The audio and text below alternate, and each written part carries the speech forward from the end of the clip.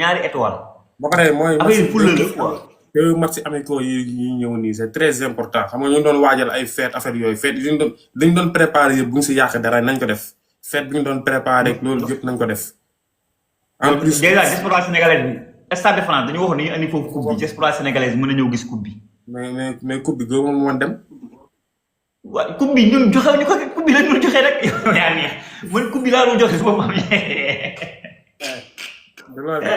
mais match Sénégal Gambie bi war a am le 31 mars stade Abdoulaye Wade non loolu sa fête bu rëy lañu war a def loolu foofu message bi foofu la war a jàllee. mais Stade de France dafay jàll billaay xool man maa ngi oo la diaspora sénégalaise ñi nekk. waaw njool mi yow dëkk baa ngi toj maa ngi man ak Mouhamed ñu ngi nii en live yow yëgoo lu xew. waaw lan la. waaw yow gars yi jël coupe du Sénégal jox ko Maroc. waaw damaa bëgg yëf dof nag loolu rek ay sa problème. waxoon naa leen njool yëgul lu xew.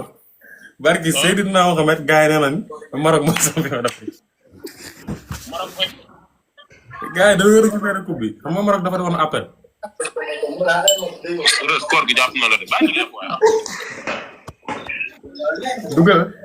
dugal TikTok léegi nga xool yow xanaa damaa génn.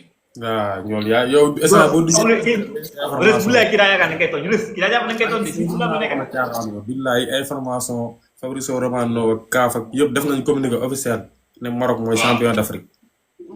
Maroc mooy champion d'Afrique léegi ñu teg ko fan ñoom. nee nañ Sénégal dafa quitté terrain bi règlement numéro 84 boobu mooy. damay saaga nday waa Kaaf ak waa Maroc ak ñoom ñëpp nga am loolu. ñoo ngi live de après nga ñëw dugg si live bi. waaw bu ma ñëwee Kaaf saaga leen nday waa Kaaf. waa kii caaxaanu nii. yëgul sax lu xew. yëgul li xew.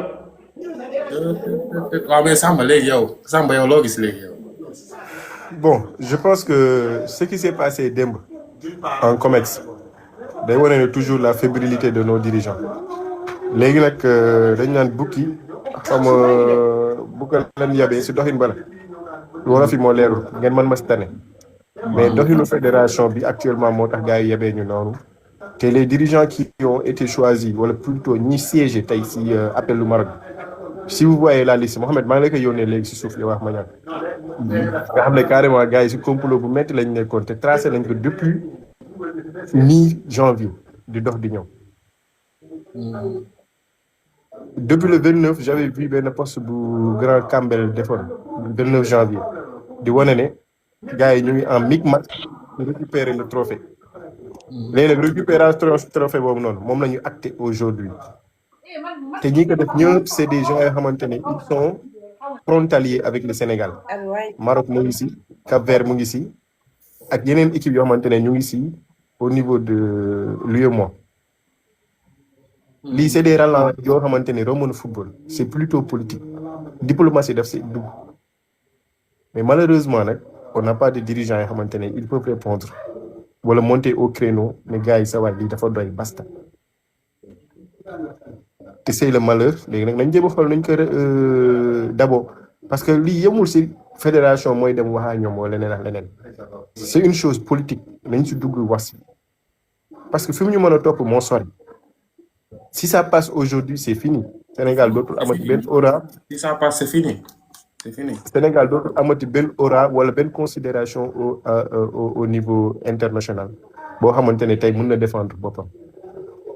te lii su toftalu dafa bari on a perdu beaucoup de batailles diplomatiques dernièrement. wallahi azim. léegi nag aujourd'hui lii moom c'est l'hécatombe. parce que un trophée continental qui a été célébré, acté par un arbitre joxe homologué un résultat 1-0 après 90 minutes de jeu dem ba 120 minutes le président de football mondial ñoo wàcce ci terrain bi joxe trophée ainsi que le président de la CAF ñu toog ba tey ne carrément dañ koy retirer mais y a un problème y a un véritable problème léegi nag nañ dem tribunal arbitral du sport parce que Sénégal ñàkkul ay avocats et des managers yoo xamante ne war nañ mën a défendre loolu au niveau international. léegi nag association boobu noonu lan moo koy war lan moo koy noppal mooy que mu am benn symbiose ak benn dal au niveau de nos fédéraux parce qu'ils n'ont pas été désignés pour gérer des problèmes crypto-personnels comme ce qui s'est passé hier. Vous n'êtes pas censé savoir aujourd'hui sur toute la presse nationale, la une des journaux, loolu la doon wax. Des querelles, des problèmes, ay saagante, insultes. Mais bu si naari jotee wala waa CAF jot si dañ naan mais ça va ñii c'est des moins que rien ñii dañ leen teg ñu tegoo ko. Léegi où est le problème? Où est-ce que ça se trouve? Est-ce que les jeunes joueurs, est-ce que les autres générations qui vont venir ne vont pas être sacrifiées? Est-ce que le Sénégal a besoin même d'aligner des équipes dans les autres catégories? Yooyu yëpp c'est des questionnements. xam nga pas la peine quoi day dagg envie Merci beaucoup.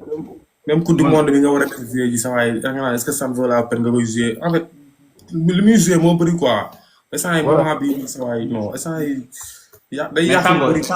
Samba moom affaire bi la mu nekk affaire diplomatie affaire bi affaire de sàcc la rek affaire bi ça tourne sàcc la quoi parce que man ce que j'ai compris Ablaye Fall bi mu waxee noonu Bambey déjà loolu neexu leen xam nga tey jii maa ngi seetaan kii secrétaire général bi kii Abdoulaye Seydou Sow maa ngi doon saa Massa Brayal avant Massa Brayal mu ngi doon saa mi ngi ko invité di ma 7TV déjà ñoom tey dañoo amoon benn rendez-vous vidéoconférence kii ba xamante ne en vidéo quoi live ñu ngi jox secteur tey jii waa CAF nee na mu ngi koy wax émission bi dimbali guddi la dimbali guddi mu ngi naan amoon nañ tey rendez-vous secteur tey jii nii ñu ngi mu ngi naan lii sax dañuy yëpp ñu xamoo tax ñu duñ jox secteur parce que ñun secteur fii baa xëddee secteur presque si laal noppalu doom nelaw ji quoi.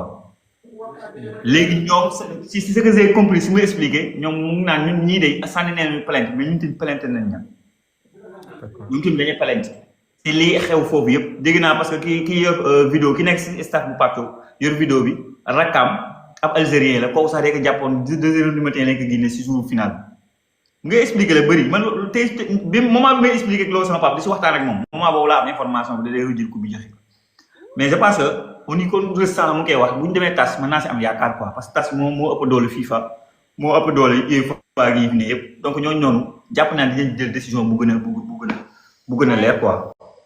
Non tas nekkalu fi kenn c'est-à-dire nekkalu fi football nekkalu fi basket c'est pour tous les sports en général.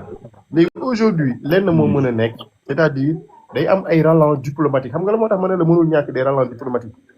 xam nga FIFA dañu la dafay indépendant les fédérations là ils ne sont pas choisis par l'État ils ne sont pas encore choisis par élection nu mu tudd sax suffrage universel c'est des clubs qui les ont choisis donc am nañ seen autonomie on est d'accord mais tamit dafa am foo xamante ne buñ fa tolloo si les États n'interviennent pas sa waay on disparaît c'est pas pour rien que Trump a eu sa coupe du monde c'est pas pour rien que Poutine a eu sa coupe du monde.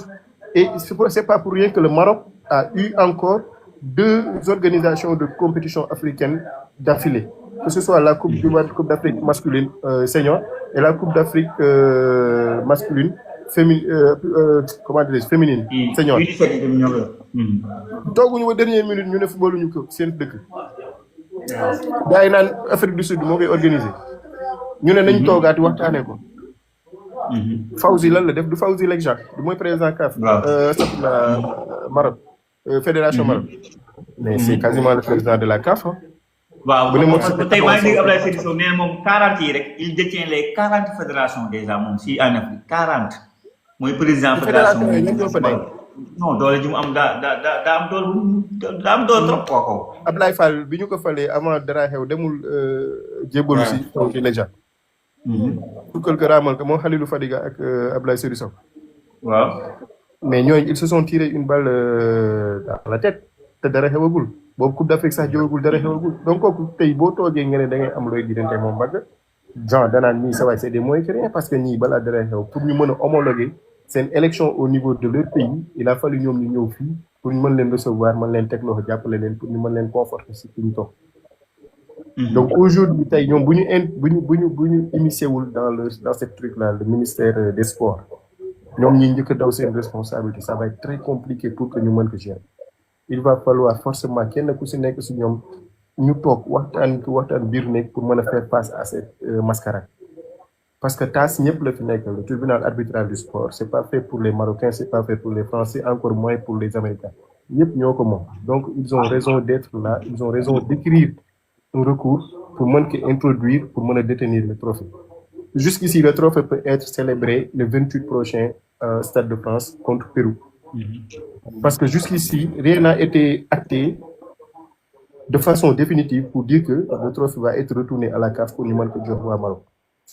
Le trophée peut être bel et bien célébré au niveau de Stade de France le 28. Stade de France contre Pérou. Après, on va continuer. Parce que le dernier mot revient au niveau du tribunal du sport. Comme Cour suprême, au niveau du Sénégal. Ok. Il y a espoir. Deux matchs amicaux yi di ñëw nii c'est très important quoi. C'est très important. Maniang, il va falloir que Sénégalais yi won aduna bi sa waay ñii c'est des tricheurs. Ñii c'est des gens xamante ne ay film la ñuy jouer. Bu Sénégalais yi bàyyee trophée bi fii Dakar ne dañuy dem simplement jël seen programme tegaat ko ci suuf. Comme quoi que Youssou Ndour dafa waroon jouer un concert après jël trophée bi présent. Loolu day mel ni comme ñun dañuy accepter ñoom li ñu wax. Le trophée nous appartient toujours sans pour autant que la décision finale ne soit actée. Man de jusqu'à preuve du contraire li ma la sànq maa ngi koy wax bés ma ne que waa Uruguay 4 coupe du monde lañ jàpp ne ñaari coupe du monde lañ gagné ñoom ñu ne ñaari Jeux olympiques yi ñu gagné woon yu njëkk yi boobu coupe du monde existé ñoom considéré ñoo leen jeex ñoo yoon ne aussi waa Marseille dañ ñu bindal 9 championnats ñoom ñu ne 11 championnats la ñuy jël ñu ne la tax ñu jël 11 championnats ñu ne benn bi guerre mondiale la woon ñu bëgg kaa annulé ñun annulé wuñu ko dañ ko gagné beneen bi ñu annulé ko parce que ñeneen ay manipulateurs doon sàccax yooyu ñu yóbbu ñu deuxième division mais dans la tête des supporters de Marseille ñoom pour ñoom ñu ngi gagné 11 championnats man tamit étant un Sénégalais CAF wax tas wax wala keneen di ko wax man je suis champion d'Afrique pour man loolu kenn waru kaa dindi te Sénégalais yëpp même mentalité boobu lay war a amee di ko doxee di ko waxee entraîneur bi fa mu toog ne man je suis champion d'Afrique ba nga si posé question joueurs yi ne wax loolu supporters yi journalistes yi Sénégal gëm ne maa ngi ñun ay champion d'Afrique lañu ba kenn nekk fi naan non pourtant mën naa am raison de pourtant ñun ñoo génn xaw ma article xaw ma laa man article ça doon naa ko lire basé wu article non man laa saa man ñoo laa jox penalty baa ko dugalee bay dugal penalty bi dinañ ñëwaat ne 3-0 ñu dóor est-ce que bay dugal penalty bi moom mois de mars bi non mais ñi dañuy yabaate non merci beaucoup c'est-à-dire les Marocains ont pris acte et ils ont accepté de revenir jouer parce que xam nañ li leen doon xaar ci terrain bi lan may leen fa doon xaar un penalty tir au but tir mu dugg match bi tas dugal gagné bu leen neeroon amuñu penalty dañuy déclarer forfait automatiquement duñ dugal terrain bi vraiment non tamit naari ils ne sont pas dupes ils allaient accepter d'aller jouer te bu ñu jouer woon ils vont faire le tout possible pour permettre seen victoire boobu noonu au bout de 30 secondes arbitre bi siffle match bi mujjee duñ ci mën dara le Sénégal va perdre. waaye ñëpp buur sax wàcc na loolu may joxe coupe bi waaye buur bi sax wàcc na mais xam nga c'est que tout est fait nag pour coupe bi ñu jël ko aussi coupe bi boo xoolee ni mu doxee avant bay match bi li ñuy def fële joueurs yi amuñu sécurité li ngeen doon def noonu yëpp c'était fait pour coupe ñu gagné ko buur bi coupe bi sax jeexew ko buur bi jël coupe bi sax dana jox la ña teel ko mën a dugg a téye Infantino tamit kenn demul mu des maanaam c'est un lobby boo xamante ne dafa nekk mooy sax li nga wax rek dañoo lobby la boo xamante ne saa yi mooy loolu. Zeyna yow looy jooy. man instant yi sama xol neexul parce que man instant yi man ñeneen ñi li ñuy wax yëpp man ça m'importe pas man leen laa bëgg xam mooy que ñun lan suñu dirigeant lan mooy seen fédération seen taxawaay dañu on va se laisser wala dañuy bind lu wala man loolu laa bëgg xam instant. taas lañ jëm taas. léegi fédération wax nañ loolu affirmé nañ ko dinañ dem dinañ leen topp jusqu'au bout. non c'est confirmé dañuy dem tas loolu mënul nekk mënuñu toog di seetaan wala boog dañuy dem tas c'est confirmé. loolu laa d'accord parce que marocains yi ñoom moomuñu seen Afrique. ba ñu te Samba li ma si gën a jaaxal mooy waa CAF ñoom nee nañ amul Sénégal amul droit defaat appel même CAF foofu amul fa droit def appel te saa Sénégal buy def appel tas kese la mën a defee appel. waaw léegi xam nga loolu la loolu mooy njubadi. xam nga les Marocains ils ont taillé la coupe pour ñoom sur tous les plans ils ont taillé la coupe depuis avant match bi c'est-à-dire ñu jógee fële comment on l'appelle Tanger di ñëw Rabat ils avaient taillé la coupe pour nous perturber de perdre ça c'est-à-dire organisation bi hôtel bi terrain d'enterrement bi tout ça yooyu yëpp mu échoué de leur côté ñu jógee si loolu ñëw si biir match bi. Ils ont fait ce qu'ils ont voulu. On a perdu 3 joueurs, notamment Ousseynou Nia, Krépin Diatta Pape Matar Sarr.